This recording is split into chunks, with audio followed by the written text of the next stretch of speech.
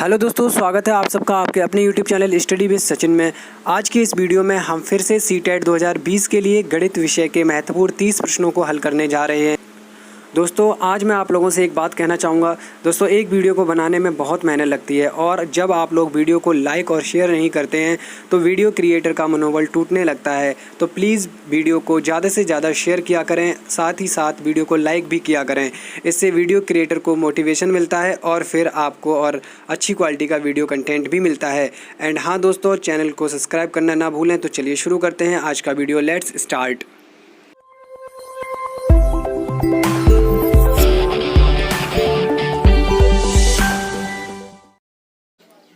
तो चलिए दोस्तों, देखिए प्रश्न आपको स्क्रीन पर दिख रहा है। मैं इसको सॉल्व करके आपको बताता जाऊंगा, जहां भी सॉल्व करने की ज़रूरत होगी वहां पर। तो हमारा प्रश्न है, सबसे छोटी अभाज्य संख्या। पिछली दो वीडियो में मैं आपको बता चुका हूं, सबसे छोटी अभाज्य संख्या हमारी 2 होती है, यानी हमारा ऑप्शन सी सही है। ठीक है दोस्तों, चलिए आगे बढ़ते हैं। अगला प्रश्न है, पाई है। पाई है एक, क्या है पाई? एक अपरिमेय संख्या। ये भी मैं पीछे बता चुका हूँ आप लोगों को वीडियोज़ में। आपने अगर वो वीडियो नहीं देखी है तो लिंक डिस्क्रिप्शन में आप जाके देख सकते हैं। देखिए दोस्तों, हमारा अगला प्रश्न है, पहले संख्या 350 को 20% बढ़ाकर पुनः 20% कम कर दिया गया। जब भी इस प्रकार का सवाल आए जिसमें किसी भी एक नंबर को सेम परसेंट पर बढ़ाकर सेम परसेंट पे घटाया जाता है, या पहले घटाया जाता है बढ़ाया जाता है फिर उसी परसेंट पे, तो आपको क्या करना है कि ऐसे में हमेशा कमी होती है। क्या होती है? कमी। ठीक है, इसका एक फार्मूला होता है -x²/100। ये x जो है यहाँ पर परसेंटेज है, ये वाला 20% है। देखिए सेम नंबर है 20 और 20, तो जब सेम नंबर हो तभी ये फार्मूला लगेगा। यहाँ आपका आएगा -20%/100। ठीक है, ये आपका हो गया 20 का जो स्क्वायर होता है 400/100, और ये आपका माइनस, और ये माइनस जो है हमारा दिखा रहा है कमी को। ठीक है, तो यहाँ पे 2 जीरो कट गई, आपका बचा -4%। और ये जो पूरा नंबर है ये परसेंटेज में होता है, यहाँ से याद रखिए आप, ये परसेंटेज होता है। तो ये 4% की उसमें कमी हो रही है, यानी यहाँ पे विकल्प जो हमारा बी है वह सही है। ठीक है दोस्तों, अगले प्रश्न की तरफ बढ़ते हैं। अगला प्रश्न है, दो संख्याओं का योग 36 है, उनके मासा और लासा क्रमशः 3 और 105 है, तो उन दोनों संख्याओं के व्युत्क्रमों का योग होगा। देखिए दोस्तों, यहाँ पर हमने मान लिया संख्याएं हमारी a और b हैं, a और b। तो देखिए उनका योग दिया गया है, यानी आपको a + b दिया गया है 36, और उनका LCM यानी लासा आपको दिया गया है 105, और मासा यानी HCF दिया गया है आपको 3। अब हमें करना क्या है? देखिए हमें उनके व्युत्क्रम का योग निकालना है, यानी 1/a + 1/b, ये हमें निकालना है। तो सबसे पहले तो आप इसी को देख लीजिए, 1/a और 1/b को हम कैसे लिख सकते हैं। 1/a हो गया आपका, धन 1/b हो गया। ठीक है दोस्तों, अब इसको हम लिखेंगे, एलसीएम लेंगे तो ab, और ऊपर आपका आ जाएगा a धन b। ठीक है, यानी हमें a + b की वैल्यू पता होनी चाहिए और ab की। तो यहाँ देखिए दोस्तों, क्वेश्चन में आपको a + b की वैल्यू यहाँ पर पता है। क्वेश्चन में आपको a + b की वैल्यू पता है, और एलसीएम और एचसीएफ से हम a × b की वैल्यू भी निकाल लेंगे। एचसीएफ हमारा है 3 और एलसीएम है 105। एक फार्मूला होता है, दोनों संख्याओं का गुणा बराबर एचसीएफ गुणा में एलसीएम, यानी दोनों संख्याओं का गुणा बराबर लासा गुणे मासा। ठीक है, तो यहाँ पर आपका ए बी बराबर कितना निकल के आएगा? 3 × 105, या 3 गुणा में 105, ये आपका हो गया 315। तो देखिए दोस्तों, हमें बस ए बी भी मिल गया है और a + b भी पता है। तो हम आगे क्या करेंगे, यहाँ पे इस जगह पे देखिए ये दोस्तों, यहाँ पे इस जगह पे दोनों की वैल्यू रख देंगे, हमें व्युत्क्रम का योग मिल जाएगा। यानी हमें a + b की जगह a + b का मान रखना है, ये रहा 36, और a + b की जगह a + b का मान 36, और आपका a b कितना निकल के आया? 315। अब इसको आप सिंप्लीफाई यानी सरल कर लीजिए। देखिए किससे कटेगा? ये 3 से कटेगा, 3 एकम 3 0 5, और यहाँ पे आपका आ गया 12 या 36।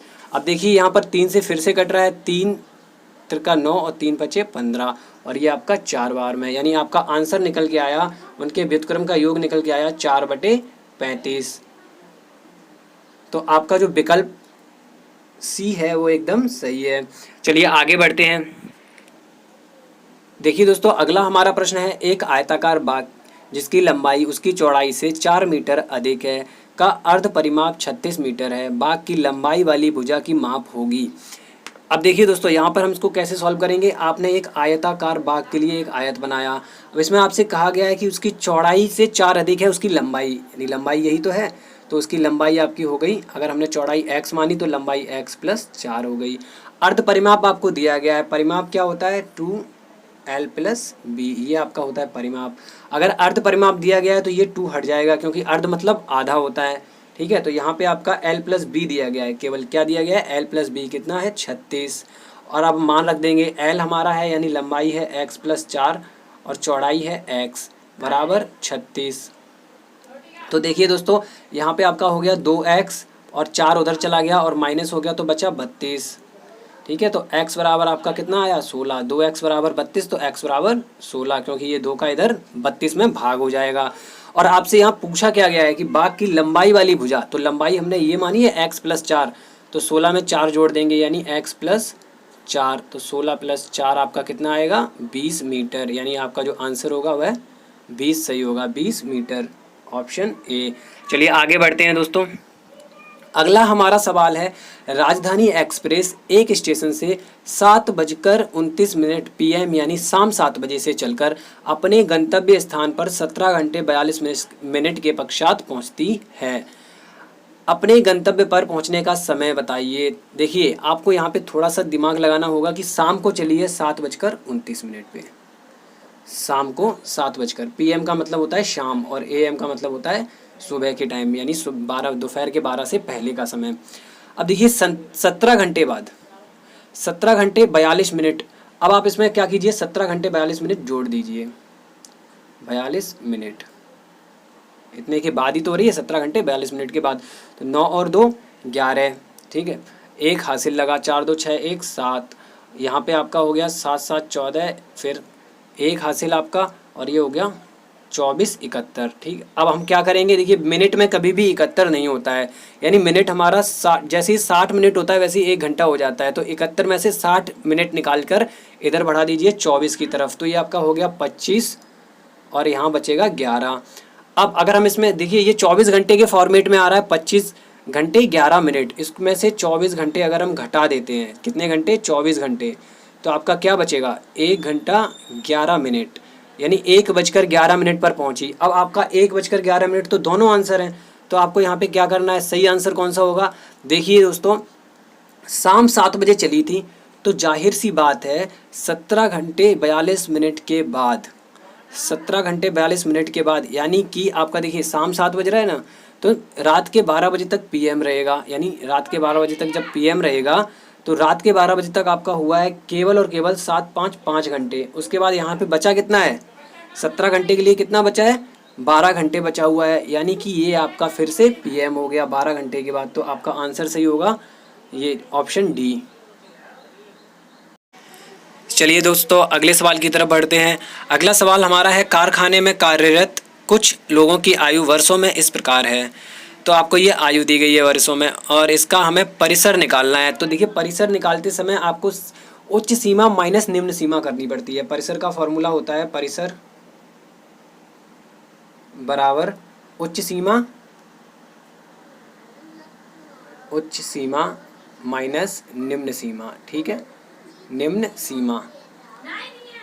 तो यहाँ पे देखिए सबसे ज़्यादा आयु कौन सी है, सबसे ज़्यादा आयु आपकी है 54, ठीक है, सबसे ज़्यादा आयु यहाँ पे रहा आपकी 54, और इस 54 में से हमें निम्न सीमा यानी सबसे कम कौन सी है, सबसे कम आप देखिए यहाँ पे है 23, ये आपको माइनस करनी है। तो 54 में से अगर हम 23 को माइनस करेंगे तो आपका कितना आएगा 1 और 3 31, यानी हमारा आंसर ए सही है, ऑप्शन ए सही है। अगला प्रश्न है हमारा, वह छोटी से छोटी संख्या जिसे 269 में जोड़ने पर पूर्ण वर्ग यानी परफेक्ट स्क्वायर प्राप्त होता है। तो देखिए आप इस सवाल को वैसे नॉर्मली हम यूं ही कर सकते हैं, अगर आपको स्क्वायर याद है। देखिए आप 17 का स्क्वायर जो होता है वो होता है 289 289, और इसमें 269 में हम कितना जोड़ेंगे कि 289 बन जाएगा 20 जोड़ेंगे। हमारा पहला ये आंसर ऐसे ही निकल आएगा। देखिए दोस्तों हमारा अगला प्रश्न है, यदि किसी बस की चाल सामान्य चाल से 5 किलोमीटर प्रति घंटा अधिक कर दी जाए तो यह 300 किलोमीटर की यात्रा तय करने में 2 घंटे कम समय लेती है। बस की सामान्य चाल होगी किलोमीटर प्रति घंटा में आपको निकालनी है। देखिए वैसे तो हम इस सवाल को करेंगे तो बहुत ज़्यादा टाइम लगेगा। आप ना ऑप्शन चेक करके देख लीजिए। ऑप्शन चेक करने से आपको ये क्वेश्चन जो कंपटीशन के एग्ज़ाम होते हैं उनमें आप ऑप्शन से करेंगे तो आपका बहुत ज़्यादा टाइम बच जाएगा। देखिए बस की सामान्य चाल जो है वो 25, अगर हम पहले ऑप्शन के अकॉर्डिंग लें, कितनी 25, ठीक है। अब देखिए 25 अगर चाल है तो हम ये देखेंगे कि क्या ये 2 घंटे का अंतर आ रहा है अगर हम चाल बढ़ाते हैं तब। तो 25 अगर उसकी सामान्य चाल है तो 300 किलोमीटर की यात्रा तय करने में उसको लगेगा इतना समय, कितना 25, 5 का 30 और ये आपका आ गया 5 पंचे 25, तो 12 बार यानी 12 घंटे। कितने घंटे लगे? 12 घंटे, ठीक है। अगर उसकी आप चाल को बढ़ा दें, सवाल में कहा गया है कि 5 किलोमीटर प्रति घंटा हम बढ़ा दे रहे हैं, तो 25 और 5 अब कितनी होगी? 30। अब अगर हम टाइम निकालें तो 300/30, देखिए 1 0 कट गई 10, यानी अब उसको लग रहे हैं 10 घंटे, यानी 2 घंटे कम हो गए। यानी हमारी जो सामान्य चाल है वो 25 है। ये आंसर हमारे पहले ऑप्शन से ही कंफर्म हो गया, आपको आगे करने की कोई ज़रूरत नहीं है। सामान्य चाल यहाँ पर 25 दी गई है, तो 25 ऑप्शन ए सही है आपका, ऑप्शन ए आपका सही है। उम्मीद करता हूँ आपको ये समझ में आया होगा कि आप ऑप्शन से ही ऐसे सवालों को करें कंपटीशन में, वरना आपको बहुत टाइम लगेगा। देखिए दोस्तों अगला हमारा सवाल है कि 9 to the power 2x - 1 equal to 2 to the power 5 - 5, तो find the value of x। तो हमें यहाँ पे x का मान निकालना है। देखिए कैसे करेंगे कि 9 की घात आपको 2x - 1 दिया गया है और 2 की घात 5 - 5 दिया गया है, तो आपको इनको एक जैसा बनाना होगा तभी आप कंपैरिजन कर पाएंगे। कैसे बनाएंगे? इसको थोड़ा सॉल्व करेंगे तो ये आपका हो जाएगा, 9 को लिखेंगे 3 की घात 2 और पूरे पे पावर आपकी है 2x - 1 बराबर में यहाँ पे 2 की घात 5 का मतलब क्या हुआ? 32 हुआ, और 32 में से आपने 5 घटाया तो कितना बचा? 27 बचा ना। अब देखिए आगे देखिए इसको कैसे करेंगे हम। ये आपका था, देखिए ऐसे हो गया 3 की घात 2, 2x - 1 बराबर आपका आ गया 27। तो यहाँ पर एक फॉर्मूला होता है, वो मैं इधर लिखे दे रहा हूँ कि x की घात अगर m और उस पे घात n है तो आपका हो जाता है x की घात m n, दोनों घातों में गुणा हो जाता है, ठीक है, आपस में गुणा हो जाता है। तो आपका यहाँ पे इनमें गुणा हो जाएगा आपस में, तो आपका हो गया ये 3 की घात 2 दूनी 4x - 2 बराबर में 27 को हम ऐसे लिख सकते हैं 3 की घात 3, 3 त्रिका 9 तिया 27 होता है, तो 3 का ये क्यूब होता है ना। अब देखिए अगर आप तुलना करेंगे, कंपेयर करेंगे, बेस हैं आपके इक्वल, तो आपकी घातें भी होनी चाहिए इक्वल, क्योंकि बीच में बराबर का चिन्ह लगा है। यानी कि हमारी कंपेयर करने पर 4x - 2 बराबर 3 आएगा। 4x बराबर यहाँ पे आपका 2 उधर जाके जुड़ जाएगा तो 5 हो जाएगा, ठीक है, यानी x बराबर आपका हो जाएगा 5/4। देखिए हमने x का मान यहाँ पे निकाल लिया है, कितना आया? 5/4, ऑप्शन डी। उम्मीद करता हूँ आपको समझ में आया होगा। अगला सवाल है कि किसी घनाभ के 3 संलग्न फलकों के पार्श्व पृष्ठ के क्षेत्रफल 7:10:14 के अनुपात में हैं। यदि घनाभ का आयतन 350 सेंटीमीटर स्क्वायर हो, यहाँ पे स्क्वायर गलत लिख दिया है भाई, क्यूब होना चाहिए ये आयतन, तो सबसे लंबी भुजा की लंबाई क्या होगी? देखिए दोस्तों इसको कैसे करेंगे सवाल को। पहले तो आप ये समझिए कि जो फलक होते हैं, ये देखिए घनाभ हमने एक बनाया, ऐसे घनाभ बनता है, ये आपका हो गया, ठीक है। इस घनाभ में ये फलक बोले जाते हैं, ये जो साइड्स होती है ना, ये पूरे ये आपके फलक बोले जाते हैं। तो 3 संलग्न फलक क्या हो गए? देखिए एक चित्र को मैं थोड़ा सा क्लियर करके आपको बना के दिखाता हूँ कि 3 संलग्न कौन से हो जाएंगे, एकदम चिपके हुए तीनों। ऐसे देखिए हम इसको बनाएंगे, ये बन गया हमारा घनाभ। देखिए 3 संलग्न हो गए, ये ऊपर वाला, ये साइड वाला और ये साइड वाला, फ्रंट वाला यानी सामने का, तो ये संलग्न हो गए 3। यहाँ पे देखिए अगर हम इसको, ऊंचाई h ये है, लंबाई आपकी ये हो गई, ठीक है, चौड़ाई आपकी ये वाली हो गई b। तो यहाँ पर तीनों के आपको क्षेत्रफल का अनुपात दिया गया है, तो तीनों के क्षेत्रफल का अनुपात का मतलब हुआ LB, LH और HB, इनका दिया गया है रेशियो आपको 7, 10 और 14, ये आपको दिया गया है। अब हमें यहाँ से क्या निकालना है? सबसे लंबी भुजा की लंबाई। देखिए चित्र को मैं मिटा देता हूँ क्योंकि जगह की थोड़ी कमी है। अब कैसे करेंगे इस सवाल को आगे? आपको बस ये देखना है कि हम रेशियो को कैसे इन भुजाओं के रेशियो में ले आएँ। ये जो रेशियो हमें दिया गया है इसको हम केवल इंडिविजुअल L, बी एच के रेशियो में कैसे ले आएँ, हमारा आंसर आ जाएगा। तो इसके लिए आपको क्या करना पड़ेगा, इसके लिए आपको डिवाइड करके ये रेशियो निकालना पड़ेगा। कैसे, देखिए अगर हम इस नंबर को एल एच को बी एच से डिवाइड करें तो हमारा एल अपॉन बी आ जाएगा। तो ऐसे ही आपको डिवाइड करना है। तो अगर हम एल एच को बी एच से डिवाइड करें, या एच बी लिख लीजिए, तो यहाँ पे एल एच क्या है 10 और ये 14, दूसरे और तीसरे नंबर पे है ना, तो 10 और 14, ये आपका आ गया 5 और ये हो गया 7 और ये एच कट गया, यानी हमारा यहाँ पे एल अपॉन बी बचा है 5/7, यानी कि एल अनुपात बी बराबर 5/7। एक रेशियो हमने निकाल लिया। अब हमें दूसरा निकालना है बी रेशियो एच, बी अनुपात एच। ये कैसे निकालेंगे, देखिए इसे भी यहाँ पे आप चेक कर लीजिए, देख लीजिए कैसे निकालेंगे। देखिए बी अनुपात एच निकालने के लिए आपको इस वाले से भाग करना पड़ेगा। तो जब हम भाग करेंगे तो देखिए एल और एल हमारा कट जाएगा, बचेगा आपका बी है ये b/h, और यहाँ से 7/10 बराबर में। तो ये आपका बी अनुपात एच निकल के आया, बी अनुपात एच निकल के आया 7/10।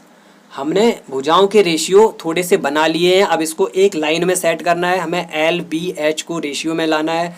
तो इसका एक फार्मूला होता है, या मैं आपको एक शॉर्ट ट्रिक बता रहा हूँ कैसे करते हैं। देखिए एल अनुपात बी हमारा निकल के आया है, पीछे हम देख के देखेंगे 5/7, क्या है 5/7, और आपका बी अनुपात एच निकल के आया है यहाँ पे 7/10, क्या निकल के आया है 7/10।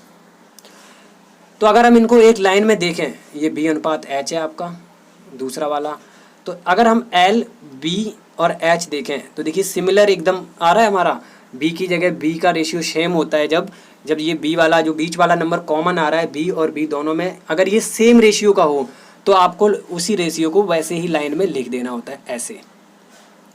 यानी हमें भुजाओं का अनुपात पता चल गया है। भुजाओं का अनुपात पता चल गया तो हमें यहाँ से ये भी पता चल गया होगा कि इसकी भुजाएं जो होंगी वह एल बी एच जो होंगी, देखिए रेशियो में क्या क्या है 5x 7x और 10x होंगी, यानी एक होगी 5x, एक होगी 7x और एक होगी 10x। तो यहाँ से आपको घन निकालना है, तो यानी तीनों का मल्टीप्लाई एल बी एच होता है, L into B into H, तो तीनों का गुणा करेंगे तो 5 सत्ते 35 नहीं 350, और x का 3 बार गुणा तो x क्यूब, और बराबर में ये आपको क्वेश्चन में यहाँ देखिए दिया गया था 350 हो गया। अब देखिए यहाँ से अगर हम देखें तो 350 कट गया एक बार में, तो x क्यूब बराबर 1, तो आपका यहाँ से निकलेगा x बराबर भी 1, क्योंकि एक का जो क्यूब होता है वो भी 1 होता है, एक का क्यूब रूट होता है वो भी 1 ही होता है। तो x का मान हमने निकाल लिया 1, और सबसे लंबी भुजा पूछी गई थी, देखिए सबसे लंबी होगी 10x, ये आपकी 10 एकम 10, यानी 10 सेंटीमीटर या मीटर जो भी दिया गया हो सेंटीमीटर, ये 10 सेंटीमीटर भुजा आपकी सबसे बड़ी भुजा है, सबसे लंबी भुजा है, ये आपका आंसर हो गया। सवाल थोड़ा लंबा है, लेकिन अगर आपको बेसिक प्रोसीजर पता है तो आप इस सवाल को बहुत ही जल्दी कर पाएंगे। ठीक है, लंबा सवाल है क्योंकि आप पहली बार अगर ऐसे करेंगे तो लंबा लगेगा, लेकिन आपको अगर आएगा ये करना, ये प्रोसेस, तो आप बहुत जल्दी से इसको निकाल लेंगे। अगले सवाल की तरफ बढ़ते हैं।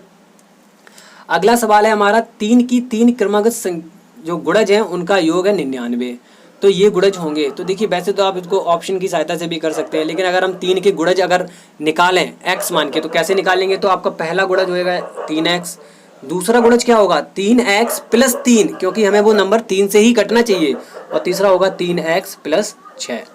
अब इनका जोड़ आपको दिया गया है, क्या दिया गया है, जोड़ दिया गया है 99। तो देखिए अगर हम जोड़ें तो 3 और 3 6 और 3 9x, तो x वाला नंबर आ गया, प्लस 3 और 6 9, ये हो गया बराबर में 99। अब देखिए 9 इधर जाएगा 99 की तरफ, तो कितना रह जाएगा 90, क्योंकि यहाँ प्लस है वहाँ माइनस हो जाएगा, तो 9x बराबर 90, और ये जो 9 है ये x के साथ यहाँ गुणा में दूसरी तरफ भाग में जाएगा, तो x बराबर 10, x बराबर कितना आ जाएगा 10। अब यहाँ से हम तीनों संख्याएं देख सकते हैं, एक संख्या हमने 3x ली थी, दूसरी 3x प्लस 3 ली थी, और ये 3x प्लस 6 ली थी, यानी पहली हो गई x का गुणा करेंगे तो 10 तिया, ये हो गई 10 तिया 30, यहाँ ऐसे देखिए आप, ये वाली हो गई 10 तिया 30, और ये आपका 30 प्लस 3 33, 30 प्लस 3 36, सॉरी 30 प्लस 6 36। अब देखिए हमारे ऑप्शन में क्या है 30 33 36, ऑप्शन सी, ये वाला ऑप्शन आपका सही है। चलिए आगे बढ़ते हैं। सीमा 1 घंटे में किताब का 1/5 भाग पढ़ती है। यदि वह किताब को 2 सही 1/3 घंटे पढ़कर सो जाती है तो किताब का कितना भाग पढ़ने को शेष बचा है। इसको देखिए कैसे करेंगे। सीमा जो है 1 घंटे में किताब का 1/5 भाग पढ़ रही है। कितना पढ़ रही है? 1/5 भाग। तो देखिए हम यहाँ से पता लगाते हैं कि 2 सही 1/3 लिखा है, ये टोटल कितना घंटा हुआ? 3 दूनी 6 और 1 7/3 घंटा। तो यहाँ से 1 घंटे में इतना पढ़ रही है, तो एक एक नियम से अगर हम करेंगे तो 7/3 घंटे में आपका पड़ेगी 1/5, और ये बढ़ा रहे हैं हम चूँकि 1 से आगे जा रहे हैं तो 7/3 का गुणा हो जाएगा, इतना भाग वह पढ़ लेगी। तो ये कितना भाग हो गया? 7 एकम 7 और 5 तिया 15, इतना भाग वह पढ़ चुकी है। अब चूंकि आपको पता होगा कि जो भाग एक भाग पूरा होगा ना, किताब तो एक पूरी होगी ना, तो इतना भाग वह पढ़ चुकी है और शेष भाग पूछा गया है, तो एक में से आप इसको घटा दीजिए। पूरा एक भाग था उसमें से आप इसको घटा देंगे तो 15 एकन 15 में से 7 गए, 8/15 आपका आंसर होगा। आपका आंसर कितना होगा यहाँ पे? देखिए 8/15 आपका आंसर, ऑप्शन ए सही है। देखिए दोस्तों, अगला हमारा सवाल है, संलग्न क्षेत्र में रेखाखंड XY त्रिभुज ABC की भुजा AC के समांतर है जो ABC को 2 बराबर भाग क्षेत्रफल वाले भागों में विभाजित करती है। देखिए दोस्तों, ये भुजा XY जो है इसके समांतर है और ये दोनों क्षेत्रफल बराबर हैं, और इस अगर बराबर हैं तो बड़े वाले के आधे होंगे। ठीक है, बड़े वाले के आधे होंगे। तो सिंपल सी बात यहाँ हम निकालेंगे कि त्रिभुज BXY का क्षेत्रफल जो है आधा है किसके? त्रिभुज ABC के, त्रिभुज ABC के क्षेत्रफल के। अब देखिए दोस्तों, यहाँ से एक चीज़ आपकी निकल के आएगी कि त्रिभुज BXY अनुपात त्रिभुज ABC, यह आपका हो गया 1/2। तो जब ये अनुपात 1/2 हुआ तो यहाँ से आप देखेंगे अगर हम इनकी भुजाओं का अनुपात निकालें, उसकी भुजाओं का अनुपात निकालेंगे तो उसकी भुजाएं स्क्वायर में आएंगी। ठीक है, स्क्वायर में, क्योंकि त्रिभुज जो होता है वो भुजाओं का स्क्वायर होता है, क्षेत्रफल आई मीन टू से। तो यहाँ पर आपकी पहले वाली की भुजा आएगी BX, ये वाली हम BX और AB इस पूरे का अनुपात लेंगे तो BX², ये त्रिभुज हटा दीजिए अब यहाँ से, और नीचे आ जाएगा AB²। क्या आ गया? AB² बराबर 1/2। अब इसको आगे सॉल्व करेंगे तो अंडर रूट अगर हम ले लें, अंडर रूट ले लें दोनों तरफ का, तो ये आपका रह जाएगा BX/AB, और यहाँ पर इधर अंडर रूट लेना पड़ेगा तो 1 का रूट 1 होता है और 2 का हो गया अंडर रूट 2। अब यहाँ आप त्रिभुज में देखिए BX क्या है आपकी? AB माइनस AX है ना। अगर हम इतनी भुजा निकाल दें तभी तो BX बचेगी, पूरे में से इतनी निकाल दें तो आपको हम BX को हम लिख सकते हैं AB माइनस AX/AB बराबर में 1/√2। अब यहाँ से इसको आगे सॉल्व करेंगे तो इसको अलग अलग कर लीजिए, AB/AB माइनस AX/AB। हमने यहाँ से बस AB को अलग अलग कर दिया, दोनों के नीचे हर के रूप में लिख दिया, बराबर में 1/√2। आगे करेंगे तो देखिए यहाँ पीछे आप स्लाइड में देख लीजिए एक बार, ये AB कैंसिल हो गया, यहाँ ये 1 आ गया आपका, तो ये आपका बचा 1 माइनस AX/AB बराबर 1/√2। अब अगर आप इसको बराबर की दूसरी तरफ ले जाएं, यानी इस तरफ, और इस 1/√2 को उस तरफ ले जाएं तो आपका हो जाएगा AX/AB बराबर 1 माइनस 1/√2। और ये जो है 1 माइनस 1/√2 जो है ये आपका आगे सॉल्व होके आ जाएगा 2/√2 माइनस 1/√2। ठीक है दोस्तों, यहाँ पे आपका अनुपात मिल चुका है हमें। अनुपात क्या मिला है? AX अनुपात AB, यही पूछा गया था ना आपसे, ये आपका निकल के आया ऐसे, अनुपात √2। तो देखिए ऑप्शन में ये कहाँ पे है? ये ऑप्शन रहा आपका। देखिए हमने जैसे लिखा है वैसे ही आया ना एग्जैक्ट। अगर वैसे ना हो तो हम वैसे इसको बना भी सकते हैं। आपको क्या करना है, यहाँ इस जगह से, अगर वैसे नहीं आ रहा है आपका, देखिए यहाँ तक हम निकाल चुके थे, तो आपको क्या करना है, बस √2 से ऊपर नीचे गुणा कर देना है। √2 से ऊपर नीचे गुणा कर देना है। तो ऊपर गुणा करेंगे इसमें पहले, तो ये आपका हो जाएगा 2 माइनस √2, और नीचे आपका जब √2 का गुणा होगा तो ये आपका सिमिलर 2 बचेगा। तो अब आपका अनुपात बना है यहाँ पे ऐसे, देखिए 2 माइनस √2 और रेशियो में 2। अब तो आपका ऑप्शन सही है ना, ये वाला B। बना लिया हमने वैसे ही। ठीक है, चलिए आगे बढ़ते हैं अगले सवाल की तरफ। अगला सवाल हमारा है, वर्ष 2003 का प्रथम दिन बुधवार था, तो वर्ष 2005 का अंतिम दिन क्या होगा। देखिए दोस्तों, एक दिन में, ये आपको मैं एक बार एक और वीडियो मैंने बनाया था, उसमें ऑड डे का एक सवाल आया था। मैंने बताया था कि एक वर्ष में जो ऑड डे यानी विषम दिन निकल के आते हैं वो होता है एक। कितना होता है? एक। तो यहाँ से आप देखिए 2003, और हाँ दोस्तों ये नॉर्मल ईयर की बात हो रही है, लीप ईयर में आपके होते हैं 2। तो 2003 से 2004 में जाएंगे तो पूरा एक वर्ष हो गया, हमारा एक ऑड डे निकल के आया। अब 2004 से 2005 में जाएंगे तो आपके 2 ऑड डे निकल के आएंगे। क्यों? क्योंकि 2004 लीप ईयर है। ठीक है, उसके बाद 2005 का अंतिम दिन पूछा गया है, तो उसमें हम अंतिम दिन लेंगे तो एक भी ऑड डे नहीं आएगा। क्यों? क्योंकि अंतिम दिन पूछ रहा है, तो अंतिम दिन की ही एग्जैक्ट बात चल रही है, पूरी साल खत्म नहीं हुई है अभी। ठीक है दोस्तों, तो यहाँ पर इतने ही ऑड डे आएंगे, और ये आपके हो गए 3 दिन ज़्यादा। तो आपका अभी दिन कौन सा था? बुधवार। अब इसके बाद 3 दिन काउंट कीजिए, बुधवार के बाद क्या आएगा? गुरुवार, शुक्रवार, शनिवार, यानी आपका आंसर डी सही है। ठीक है दोस्तों, चलिए आगे बढ़ते हैं अगले सवाल की तरफ। 14/33, 21/22 और 42/55, इनका हमें मासा यानी एचसीएफ निकालना है। तो जब भी आप भिन्न का मासा निकालें तो फॉर्मूला होता है कि ऊपर वाले अंश का मासा और नीचे वाले हरों का लासा। मासा निकालते समय, भिन्नों का मासा निकालते समय फॉर्मूला क्या होता है कि अंश का मासा और हर का लासा। तो अंश आपके हैं 14, 21 और 42, इनको आप सॉल्व करेंगे तो एचसीएफ आपका निकल के आएगा 7। एचसीएफ और एलसीएम निकालना मैं आपको सिखा चुका हूँ पिछली वीडियोज़ में, मैं आपको लिंक दे दूंगा डिस्क्रिप्शन में, आप जाके देख सकते हैं। उसके बाद दोस्तों यहाँ पे जो नीचे लिखा हुआ है 33, 22 और 55, इनका लासा निकल के आएगा 330। ये भी आपको मैं लासा और मासा दोनों चीज़ें बता चुका हूँ, जैसा कि मैंने कहा है कि लिंक आपके डिस्क्रिप्शन में, आप जाकर वो वीडियो देखिए कैसे निकालते हैं। ये आपका आंसर है। चलिए आगे बढ़ते हैं। 57 रुपये और 75 पैसों का जो मूल्य है वो पैसे में निकालना है, क्योंकि सारे ऑप्शन पैसे में दिए गए हैं। देखिए दोस्तों, पैसे में आपको पता है कि 1 रुपये में 100 पैसे होते हैं, तो जाहिर सी बात है कि 57 रुपये में 5700 पैसे हो गए होंगे। इतने ही तो पैसे हो गए ये इन 57 रुपये में। अब आपको 75 पैसे और इसमें ऐड करने हैं, तो ये आपका हो गया 57/75, यानी ऑप्शन डी आपका सही है। चलिए आगे बढ़ते हैं।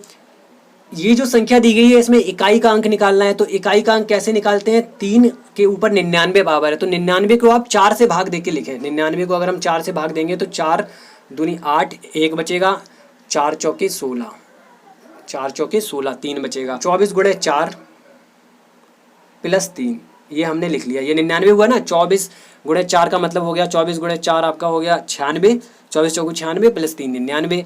ऐसे ही दोस्तों इस 3 की घात 50 को हम 4 के गुणा के रूप में लिखेंगे, तो कैसे लिखेंगे? 4 एकम 4, आपका बचा है 1, तो 4 दूनी 8, 12 चौको 48 और 2 50, यहाँ तक हो गया आपका। अब देखिए दोस्तों, जो ये नंबर लिखा रहता है ना, केवल पहले इसको एक स्टेप और आगे हम कर लेते हैं। ये आपका ऐसे हो जाएगा 3 की घात 24 गुणा 4, और यहाँ पे प्लस है तो इसको हम गुणा में लिख सकते हैं 3 की घात 3, माइनस 3 की घात 12 गुणा 4, और प्लस यहाँ पे भी है तो इसको लिख सकते हैं गुणा 3 की घात 2, क्योंकि गुणा जब बेस समान हो तो गुणा में घातें जुड़ जाती हैं। तो ये एक हमने पीछे वाला स्टेप कर लिया है। देखिए दोस्तों, अब इससे आगे करते हैं कि देखिए, जब भी आपको 3 की घात 4 के गुणज में मिले तो वहाँ पे इकाई का अंक होता है 1। ठीक है, इन दोनों जगह पे आ जाएगा 1। अगली स्लाइड में देखेंगे हम, यहाँ पे इन दोनों जगह पे कितना आ गया? 1 गुणा, यहाँ माइनस है 1 गुणा। अब देखिए बाकी बची हुई जगह 3 की घात, यहाँ पे 3 है तो 27, 3 की घात 2 है तो 9, यहाँ 27, यहाँ 9, तो ये आपका हो गया 27 माइनस 9, यानी आपका 18,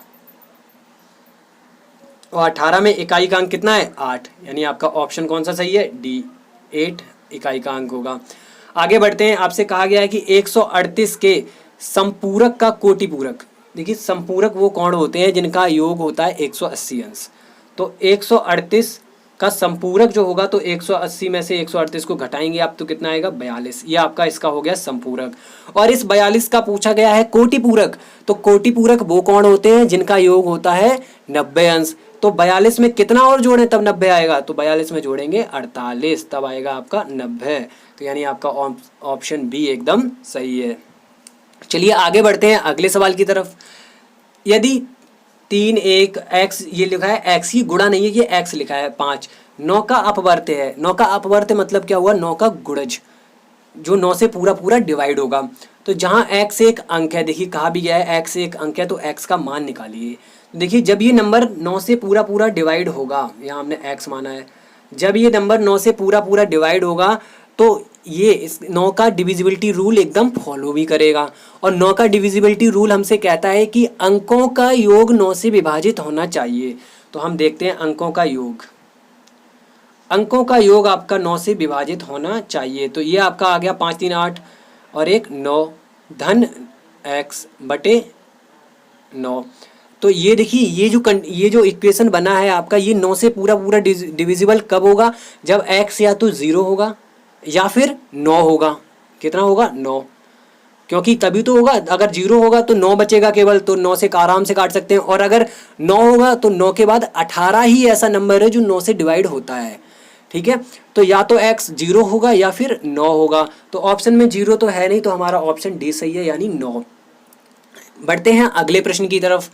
इसका हमें मान निकालना है। देखिए दोस्तों, -1 जो पावर अगर किसी नंबर पे लगी रहती है तो उसको हम 1 बटे के रूप में लिखें तब वो प्लस हो जाती है।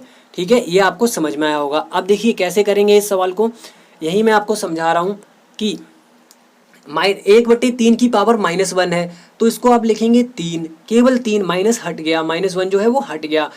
अब ये आपका अंदर बचा है 3 माइनस, ऐसे ही यहाँ पर 1/4 की पावर -1 है, तो ये आपका हो गया 4, और इसको आपने लिख लिया ऐसे।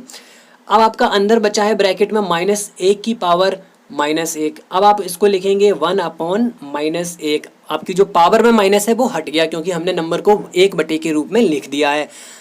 अब आप इसको चाहे 1/-1 लिखिए, चाहे -1 लिखिए, बात तो एक ही है दोस्तों।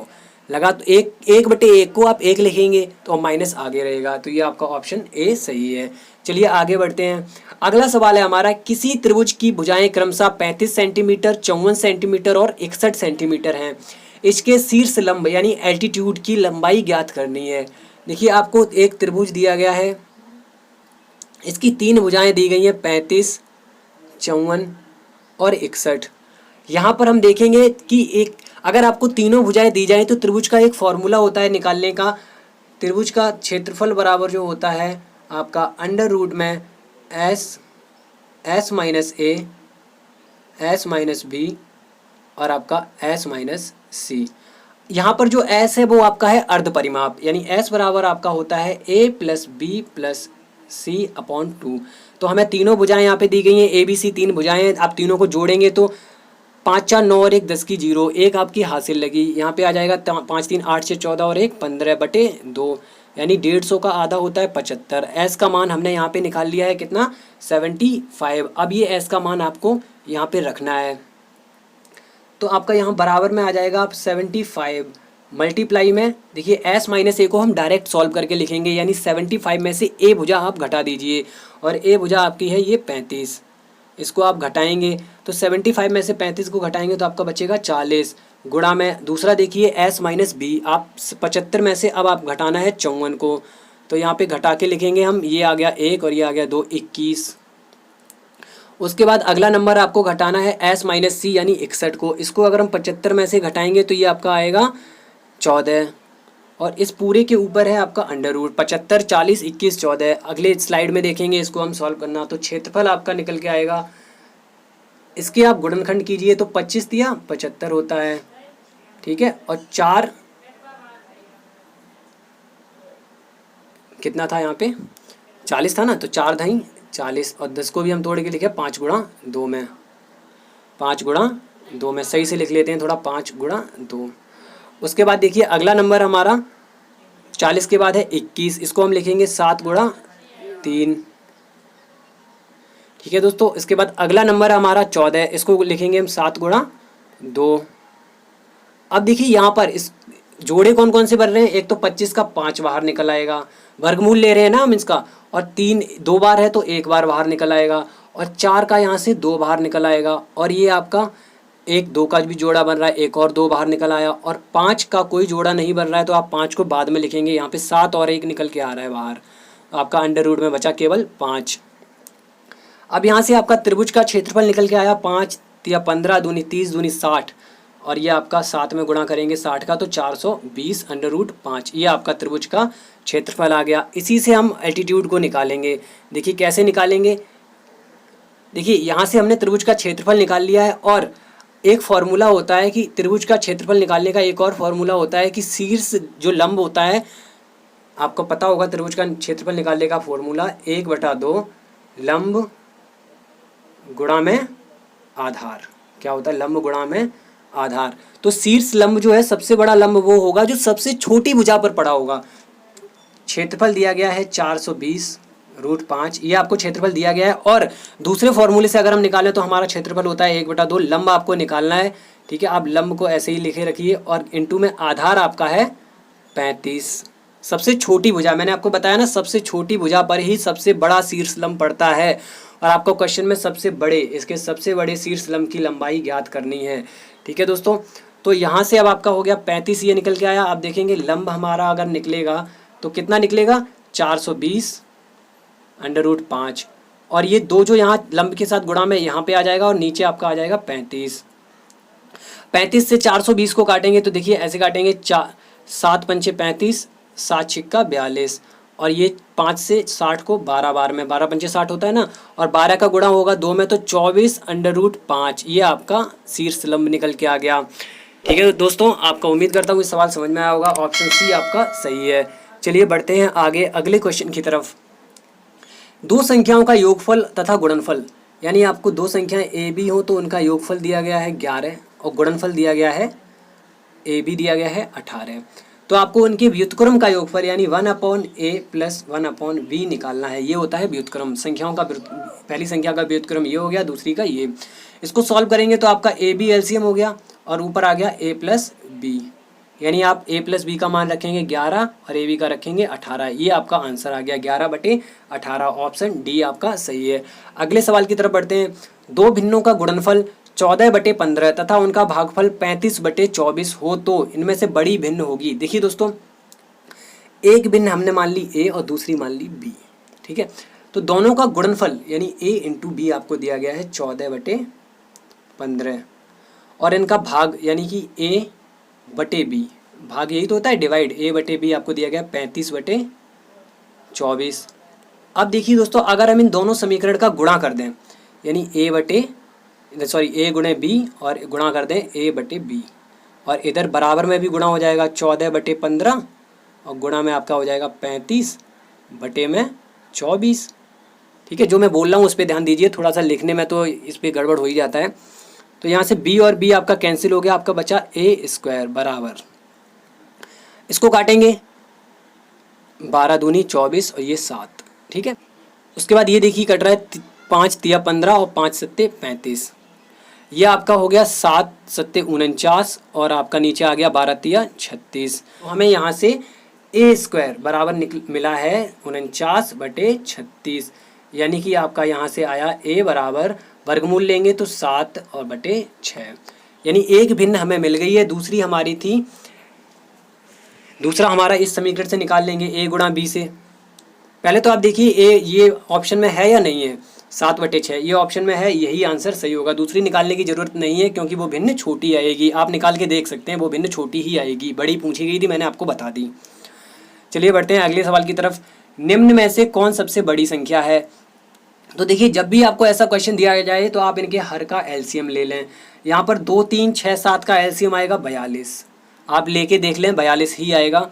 और उसके बाद इस एलसीएम का सब में अलग अलग गुणा कर दें ऐसे करके,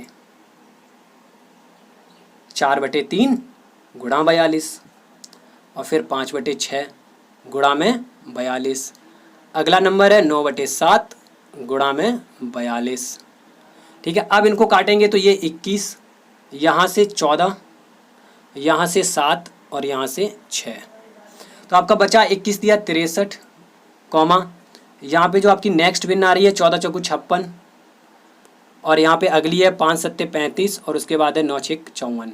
ठीक है, देखिए कौन सा नंबर सबसे बड़ा है, ये वाला, तो यानी कि ये वाली भिन्न सबसे बड़ी होगी 3/2, यानी ऑप्शन सी आपका सही है। 3/2 किस ऑप्शन में है आपका?